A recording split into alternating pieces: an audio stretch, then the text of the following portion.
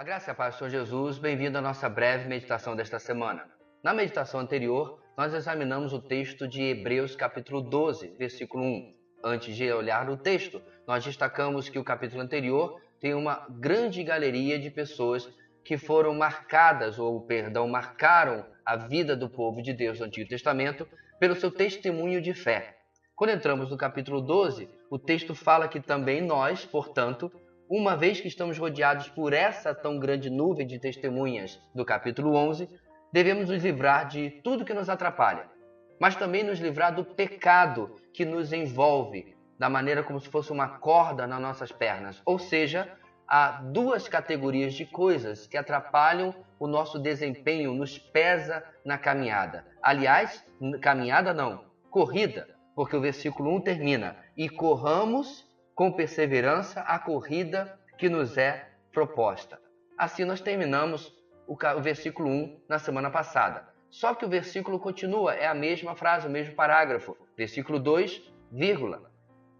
Tendo os olhos fitos em Jesus, autor e consumador da nossa fé.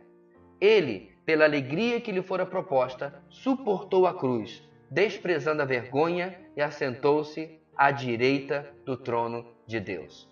Esse versículo 2, tão maravilhoso, ele serve como o ápice do estímulo para aqueles que estavam naqueles dias passando por um problema, por uma tribulação, até mesmo perseguição, estavam a ponto de desistir da caminhada. O autor de Hebreus usa as testemunhas do Antigo Testamento, é verdade, mas agora aponta para aquele que é o nosso exemplo, a maior testemunha. Repetindo, o versículo 2 nos exorta a manter os olhos fixos em Jesus. A minha mente não pode deixar de vir a imagem de Pedro andando sobre as águas. Lembra do texto? Jesus vem ao encontro dos discípulos que já estavam em alto mar. O mar está bravio, a tempestade está ali presente, e eles ficam com medo, vendo aquela visão de um homem andando sobre as águas. Jesus diz: não tema. E Pedro diz: Senhor, se é o Senhor mesmo, me peça, me ordena que eu saia do barco e vá contigo. Jesus convida Pedro, ele sai, e por um instante ele anda também sobre as águas, enquanto ele está olhando para Jesus. Mas logo ele presta atenção nos ventos e nas ondas grandiosas e afunda. Na nossa caminhada, não temos como literalmente afundar em águas, porque não estamos fazendo a mesma coisa que Pedro, mas os nossos olhos precisam estar fitos em Jesus. Pessoas vão nos decepcionar, pessoas vão nos abandonar. O esforço da caminhada do ministério cristão muitas vezes vai nos desgastar, mas quando olhamos para Jesus, nosso coração é resgatado para poder voltar a caminhar com grande ânimo. Por quê?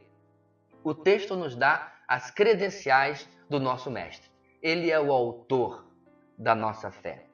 Ele é aquele que pensou, que fez o desenho, a planta, o design da nossa fé. Ele é aquele que fez antes de nós. É o nosso exemplo. É aquele que colocou as pisaduras para que fôssemos com ele, repetindo e imitando os seus passos. Mas mais do que isso, o texto diz também que ele é o consumador. Significa que nada daquilo que ele nos desafia a fazer, ele já não fez antes. Aliás, o autor de Hebreus vai usar o exemplo de Jesus no seu livro anteriormente para falar a mesma coisa. Ele vai dizer que nós temos um sumo sacerdote, Cristo, que intercede por nós e entende o que nós passamos, porque em tudo ele foi tentado, porém sem pecado. Ou seja, toda tentação, toda provação, todo desafio que eu e você passamos, que as pessoas às quais o autor de Hebreus está escrevendo poderiam estar passando, Jesus foi o autor e consumador da fé, vencendo em todas essas circunstâncias. O texto também diz que ele, Jesus, pela alegria que lhe fora proposta, suportou a cruz. Ou seja, ele olhou para o prêmio maior. Você encontra essa descrição com mais detalhes em Filipenses capítulo 2. Ele suportou a morte e morte de cruz e recebeu o nome que está acima de todo nome. E diante do nome de Jesus se dobra todo o joelho. Não há ser no universo mais valioso, mais poderoso, mais precioso do que o Senhor Jesus. É esta alegria futura que ele vislumbrou para passar por todo o sofrimento que seus 30 e poucos anos de vida lhe trouxeram, em especial nos últimos 3 e em especial na última semana. Aí eu pergunto, será que a nossa vida realmente está passando por sofrimentos maiores do que o nosso Senhor? Com certeza não.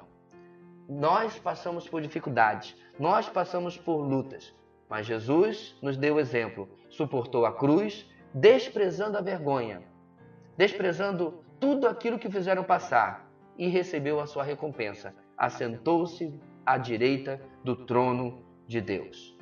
Nosso texto termina, eu quero incluir aqui o versículo 3, em que o autor diz, diante disso tudo, pensem bem naquele, Jesus, que suportou tal oposição dos pecadores contra si mesmo, para que vocês não se cansem nem se desanimem.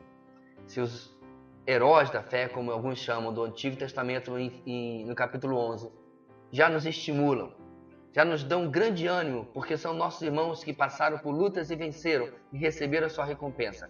Quanto mais o Senhor Jesus. Nesta semana, a minha palavra final é que você olhe para Jesus. Olhe para a vida dele. Olhe para a ternura, o amor, a justiça, a verdade que é o nosso Senhor. E que isso possa estimular você diante das lutas e dificuldades, sabendo que não é contra as pessoas a nossa luta é espiritual. E Jesus já a venceu. Uma semana de grandes vitórias andando com Cristo, para mim e para você. A graça e a paz do Senhor Jesus.